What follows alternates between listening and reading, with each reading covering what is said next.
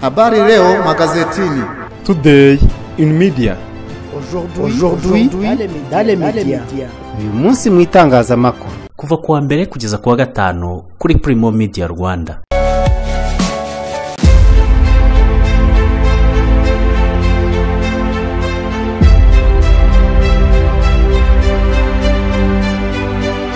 Nongeye kubasuhuza kandi abifuriza ibihe byiza nshuti bakunzi wa Primo Media Rwanda. Turi ku itariki ya 14 z'ukwezi kwa 11 mu 2022. Yeni Jean Dodier kandi nijabo tugiye kugaruka kuri amwe makuru yavuzwe mu binyamakuru n'ibitangazamakuru. Uyu munsi turibanda hano mu Rwanda no muri Repubulika ya Demokarasi ya Kongo gusa. Mbahaye ikaze. I Muhanga umugabo yagiye gucyura umugore baramukubita arapfa. Abakobwa bakatiwe imyaka 25 bazira kwangiza imyanya y'ibanga ya mugenzi wabo barekuwe. Naho Goma abasirikare ba FRDC batangiye guhungishiriza imiryango yabo i Bukavu. Mbahaye ikaze muri aya makuru arambuye duhereye i Kigali, koperative z'abamotari zigiye guhabwa umucunga mutungo uhembwa na leta. Umuyobozi mukuru w'agateganyo wa Rura Engineer Patrick Baganizi yavuze ko amakoperative mashya y'abamotari azahabwa umucunga mutungo uhembwa na leta. Ikigo cy'igihugu cy'itangazamakuru cyatangaje ko mu mujyi wa Kigali hamaze gushyirwaho koperative nshya 5 z'abamotari. Mu karere ka Nyarugenge hari koperative 2, muri Gasabo hari 2, naho muri Kicukiro hari koperative 1. Justin Uwizeye umwe mu batanze igitekerezo kuri Twitter kuri iki cyemezo yagize ati ikibazo cya koperative ni kimwe mu Rwanda hose, gusa iyaba izi koperative Rura itari yivanze mu byazo kuko ntawe utanga icyo adafite. Rura nayo ibyayo byarayinaniye, none izafasha iki koperative tutabeshya. Iki cyemezo gifashwe nyuma y'aho koperative zari zisanzwe zisheshwe bitewe n'imikorere mibi. Nibiba ngombwa ayo makuru nayo nzayavugaho. Depite weguye. Ikinyamakuru Umuseke cyanditse ko umudepite mu nteko ishinga amategeko y'u Rwanda Mbonimana Gamariel yeguye ku mwanya we, bikaba bikekwa ko bifitanye isano n'ikibazo cy'ubusinzi Perezida Paul Kagame aheruka kuvuga kuri umwe mu badepite. Umuseke mu kiganiro yagiranye na Honorable Mbonimana yavuze ko yeguye, ati neguye ku mwanya w'ubudepite ku mpamvu zanjye bwite. Abajijwe ibyavuzwe ko afite imyitwarire idahwitse yagize ati ayo makuru nta kintu ndatangira kuyavugaho, nibiba ngombwa nayo nzayavugaho, ariko ubu ngubu icyo mvugaho ni ibyo ngibyo. Ikigo cy'igihugu cy'itangazamakuru cyavuganye na Vice President w'umutwe w'abadepite Honorable Musa Fazil Harerimana ku kwegura kwa Depite Mbonimana Gamariel, ababwira ko ibaruwa y'uyu mudepite yanditse yavuze ko yeguye ku mpamvu ze bwite. Uyu mudepite abarizwa mu ishyaka PL Parti Libéral. Mu gitondo cyo kuri uyu mbere nibwo yashyikirije inteko ishinga amategeko ibaruwa y'ubwegure bwe. Depite Gamariel Mbonimana afite imyaka 44 y'amavuko.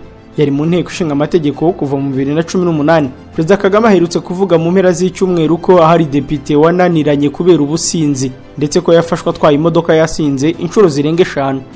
Abakobwa bakatiwe imyaka 25 bazira kwangiza imyanya y'ibanga ya mugenzi wabo barekuwe.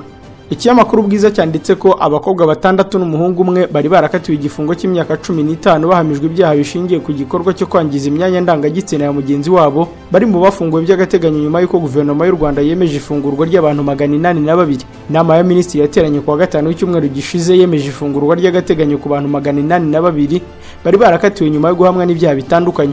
Amakuru yamenyekanye nuko muri aba bantu 882 bafunguwe harimo abakobwa 6 n'umuhungu umwe bari barakatiwe gufunga imyaka 15 ndetse n'ihazabu ya miliyoni 3 z'amafaranga y'u Rwanda.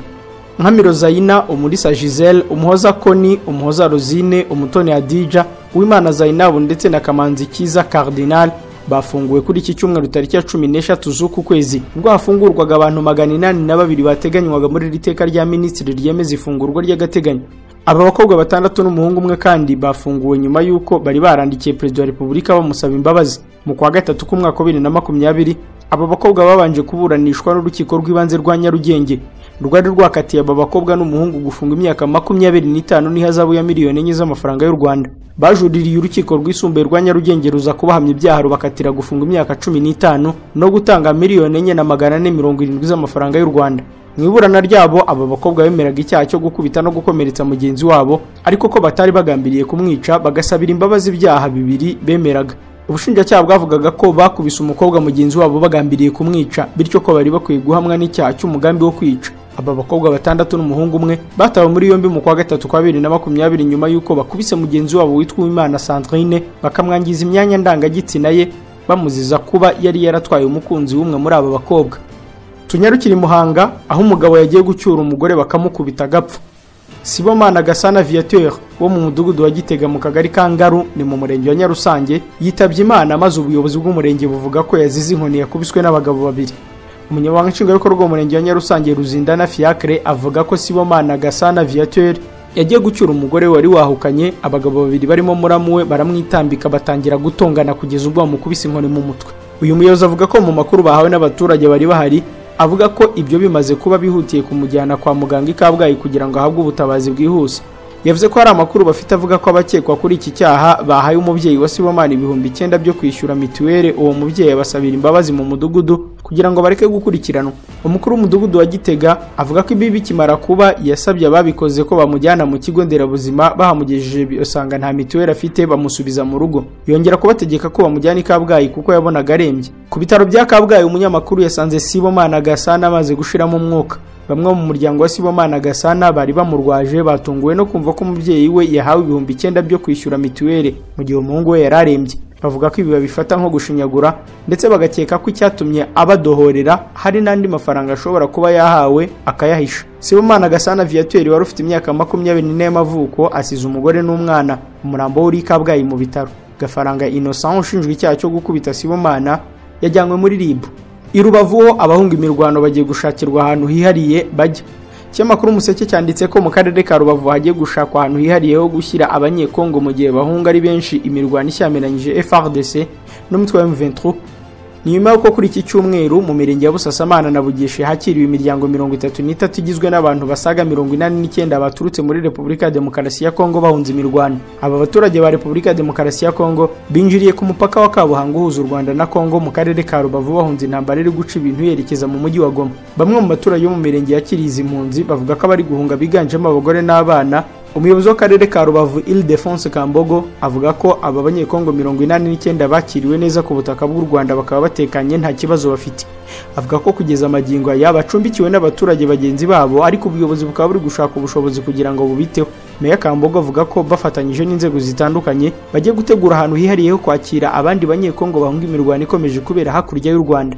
Meya Kambogo yavuze ko abaturage ayobora bakomeje ibikorwa by'iterambere, ko nta kibazo cy'umutekano bafite kandi ko badatewe impungenge n'urusaku rw'amasasu yumvikana mu bice biberamo intambara muri Kongo. Abaturage bahungiye mu Rwanda bavuga ko bafashwe neza na bagenzi babo mu Rwanda kandi ko biteguye gusubira iwabo mu gihe hagaruka amahoro n'ituze. Twageze i Goma, abasirikare ba FARDC nabo batangiye guhungishiriza imiryango yabo i Bukavu. Ikinyamakuru Rwanda Tribune cyanditse ko mu gihe imirwano iri mu marembo y'umujyi wa Goma, abasirikare ba leta batangiye guhungishiriza imiryango yabo mu mujyi wa Bukavu. Namakuru yatangiye kumenyekana ubwo amato asanzwe atwara abantu n'imizigo yuzuye kubera abagenzi benshi bari buzuye ku cyambu cyo kugiyaga cya Kivu kiri mu mujyi wa Goma. Babuze amato abatwara. Umwe mu bakozi ba kampani ifite amato menshi mu kiyaga cya Kivu yabwiye Rwanda Tribune ko bagize ikibazo cy'imyanya mike kubera imiryango y'abasirikare n'abandi bategetsi bari basanzwe bakorera mu mujyi wa Goma bari guhungira mu mujyi wa Bukavu. Umuturage witwa Sifa utuye mu mujyi wa Goma yabwiye iki kinyamakuru ko icyo bari cyose kuva aho bumvise umujyi wa Kabuhanga, Mwaro na Kanyamahoro bifatiwe n'ingabo za M23. Uyu muturage kandi yavuze ko nta kizere bafitiye ingabo za leta ko zizarinda umujyi wa Goma. Umuyobozi wa Goma Kabeya Makosa yasabye abaturage gutuza ndetse bakirinda impuha bakunga ubumwe kandi ko ingabo za leta ziteguye gusubiza ibintu mu buryo. Uhuru Kenyatta yamenyesheje abanyekongo ko hari abashaka kubatanya bagamije inyungu zabo. Intumwa y'umuryango Afrika y'Uburasirazuba mu biganiro by'amahoro muri Repubulika ya Demokarasi ya Kongo, Uhuru Kenyatta yamenyesheje abanyekongo ko hari abashaka kubatandukanya bagamije inyungu zabo. Ni ijambo yavugiye Kinshasa mu gihe agirira y'uruzinduko rugamije gukemura ikibazo cy'umutekano muke mu burasirazuba bwa Kongo. Radio Okapi yatangaje ko Uhuru Kenyatta yagize ati: "Bavandimwe namwe bashiki banjye b'abanyekongo, ngira ngo mbabwire ibi. Hari abaza bashaka kubacamo ibice, gusa ntibabatanya kubera ko babakunda. Babacamo ibice kubw'inyungu bashaka mu gihugu cyanyu. Mumenye ko intwaro zituma habaho gusa inzirakarengane ntabwo zishobora kubageza ku iterambere cyangwa ubukire." Uruzinduko rwa Uhuru Kenyatta muri Repubulika ya Demokarasi ya Kongo rukurikira urwo Perezida wa Angola no wa Guinea Bissau bagiriyeyo mu mpera z'icyumweru gishize, narwo rwari rwerekeye kuri iki kibazo cyagize ingaruka no ku bindi bihugu bigize akarere k'ibiyaga bigari. M23 yaciye amarenga ko ishobora gufata umujyi wa Goma. Imirwano irakomeje hagati y'umutwe wa M23 na FARDC ifatanyije na FDLR n'indi mitwe itandukanye ya Mai Mai muri teritwari ya Rucuru. Mu kiganiro agiranye na Rwanda Tribune uyu munsi, Majoro Wiringoma, umuvugizi wa gisirikare wa M23, yavuze ko imirwano ikomeye iri kubera mu gace ka Tongo na Kibumba, uduce twegereye umujyi wa Goma. Majoro Ngoma kandi yanakomeje ku mpungenge ziri mu mujyi wa Goma aho abatuye muri uyu mujyi bakomeje kwikanga ku isaha yari yose abarwanyi ba M23 bashobora kwinjira muri uyu mujyi nabo bakawigarurira. byanatumye bamwe batangira guhunga. Major Ngoma avuga ko ahantu hose FARDC ikoresha icura imigambi no gutegura kubagabaho ibitero harimo n'umujyi wa Goma, M23 izahafata kugira ngo ibashe kwirindira umutekano no kwirwanaho. Yongeyeho ko M23 ishobora gukomeza imirwano ikaba yagera mu mujyi wa Goma bitewe no kuba ubutegetsi bwa Kongo bwamaze kugaragaza ko budashaka gukemura ibibazo binyuze mu nzira y'ibiganiro nk'uko M23 idahwema kubisaba, ahubwo bo bakifuza intambara. Major Ngoma atangaje ibi mu gihe umujyi wa Goma akomeje kuzamuka umwuka w'ubwoba, aho abatuye muri uyu mujyi batangiye kwikanga ko M23 ishobora gufata uyu mujyi mu minsi mike. Byanatumye bamwe batangira guhunga, harimo n'abagera kuri 90 bivugwa ko bamaze kugera ku butaka bw'u Rwanda. Tujye Nairobi, hagiye kubera ibindi biganiro ku kibazo cya M23 n'umutekano muke muri Repubulika ya Demokarasi ya Kongo.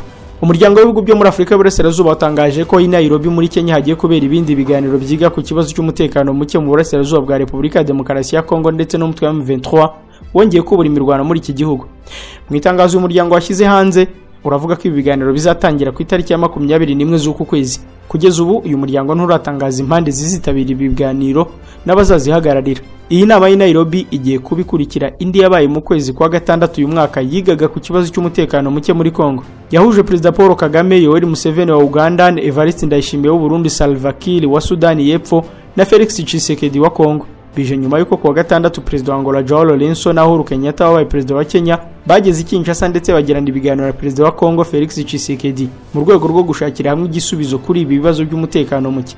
Lourenço yageze i Kinshasa avuye i Kigali mu biganiro nanone byamuhuje na Perezida Paul Kagame.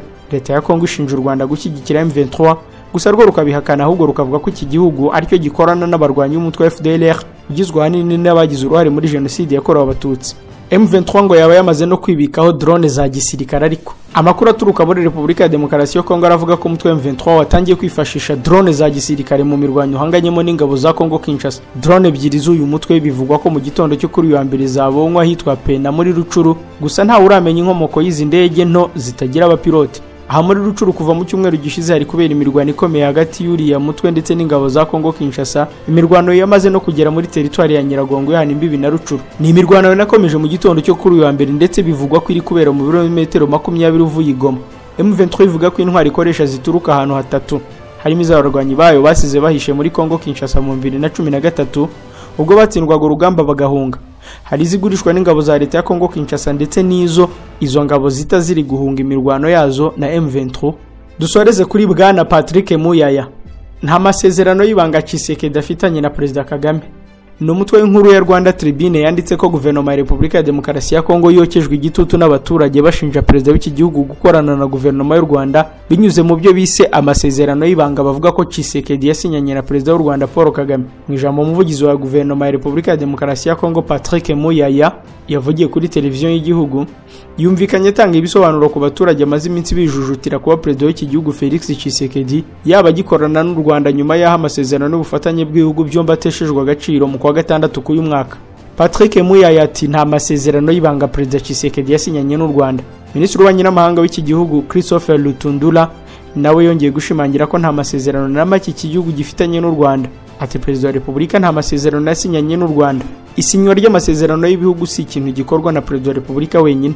Mu kwezi kwa gatandatu 2021 nibwo u Rwanda rwasinyanye amasezerano y'ubufatanye na Repubulika ya Demokarasi ya Kongo. Ni amasezerano yo mu bwoko butatu: ubufatanye mu bucuruzi arebana n'imikoranire mu bucukuzi bw'amabuye y'agaciro n'amasezerano agamije ubufatanye mu by'umutekano.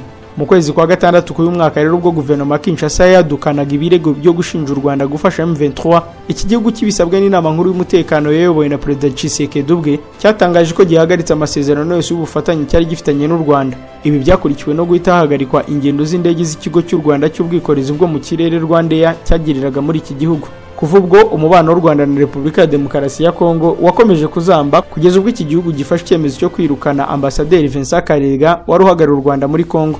Nshuti bakunzi ba Primo Media Rwanda, ni no kuri iyi nkuru dusoreje amakuru twe tubabateguriye none tariki ya 14 z'ukwa 11 mu 2022.